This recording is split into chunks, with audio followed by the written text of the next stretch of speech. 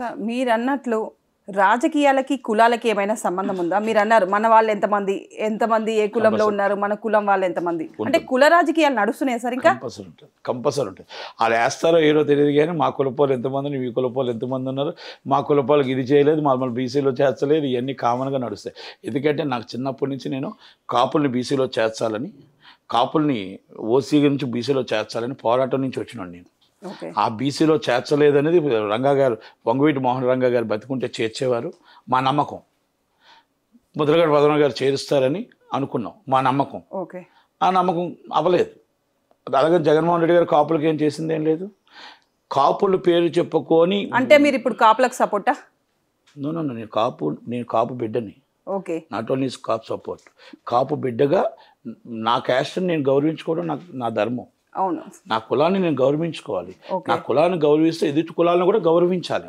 ఇది అన్ని కులాలు కలిపి వేస్తేనే ఓటు, అంతే తప్ప నా కులం వాళ్ళు నాకు ఓటు వేస్తే కాదు. కాకపోతే నా కులం వాళ్ళు ఎప్పుడు ఎక్కడున్నారు, నా కులం వాళ్ళు ఎలా ఉన్నారు ఏంటి, ఇప్పుడు మీరు ఇంటి పేరేంటి, మీ పేరేంటి, మీరు ఎవరు కంపల్సరీ అడుగుతాం కదా. ఇది ఎదుటి వాళ్ళని కూడా మీరు బీసీలు ఎంతమంది ఉన్నారు, ఎస్సీలు ఎంతమంది, అలా వాళ్ళని కూడా గౌరవించాలి. నేను పార్టీ నించోట్లేదు కాబట్టి నాకు అవసరం లేదు, నేను అందుకే అంటున్నాను అనమాట. అలా మమ్మల్ని బీసీలో చేర్చాలని మా హక్కుని మేము పోరాడాం.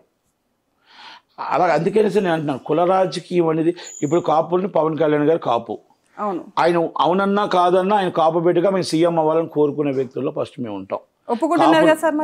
నో కాపుల్ని సీఎం అవ్వాలని కోరుకుంటాం. కాపులు సీఎం అవ్వాలి, ఏ నాటికైనా అవ్వాలని. చిరంజీవి గారు అవ్వాలని కోరుకున్నాం, దాసనాథ్ రావాలని కోరుకున్నాం, చేగుండ అర్రాంజాయ్ గారు అవ్వాలని కోరుకున్నాం, వంగవీటి మోహన రంగ గారు అవ్వాలని కోరుకున్నాం, ముద్రగడ పద్మనాభం గారు అవ్వాలని కోరుకున్నాం. అవకాశం వస్తే మా కాపులు సీఎం అవ్వాలని కోరుకోవడంలో ఫస్ట్ మేము ఉంటాం, దాంట్లో నో డౌట్.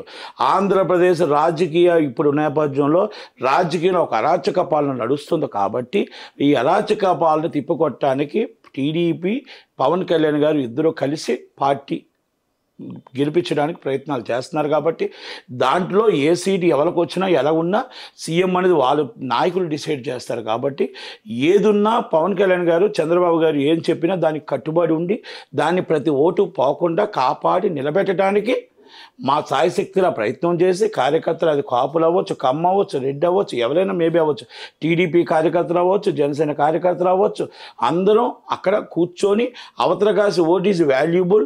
ఇంకా అక్కడ మనకు వ్యక్తిగత విభేదాలున్నా, వ్యక్తిగత గొడవలున్నా, పార్టీలకు ఏదున్నా ఆ క్యాండిడేట్ని మన నాయకులు నిర్ణయించిన క్యాండిడేట్ని గెలిపించడానికి మన ప్రయత్నం మనం చేసి రేపు 24 గవర్నమెంట్లో రావడానికి మనం ప్రయత్నం చేయాలి తప్ప ఎక్కడ డిస్ప్యూట్ ఉండడానికి లేదు. మనం ఎప్పుడు మళ్ళీ మీకు చెప్తున్నా, కాపులు సీఎం అయితే ఫస్ట్గా మేము సంతోషపడేది మేమే.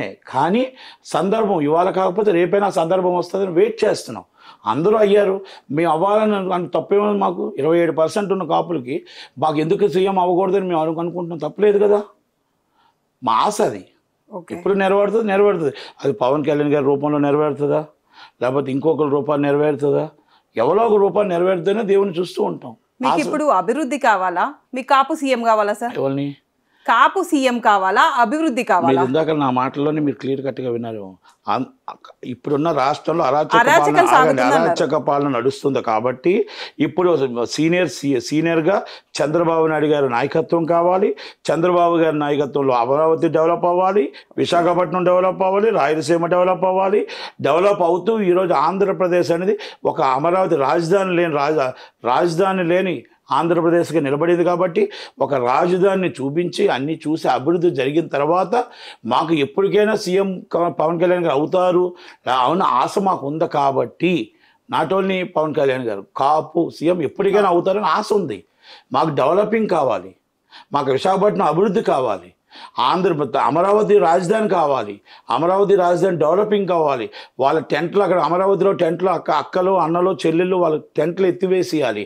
వాళ్ళకి సంతోషంగా వాళ్ళ ల్యాండ్లో మేము వేసుకున్న రోడ్డుకి, వాళ్ళ ల్యాండ్లో వేస్తున్న మన కట్టిన బిల్డింగ్లకి, మన కట్టిన మన అసెంబ్లీలకి, మన కట్టిన సెక్రటరీకి, మనం కట్టిన హైకోర్టుకి వాళ్ళకి న్యాయం జరగాలి. వాళ్ళ పిల్లలకు పెళ్ళిళ్ళు కావాలి, వాళ్ళ పిల్లలకు ఉద్యోగాలు కావాలి. వాళ్ళు ప్రశాంతంగా 5 సంవత్సరాలు నరకయాత్ర అనుభవించారు. ఈ నరకయాత్ర నుంచి బయటపడి హాయిగా బతకాలి అనేది కోరుకుంటున్నాం. దాంట్లో తప్పేం లేదు కదా.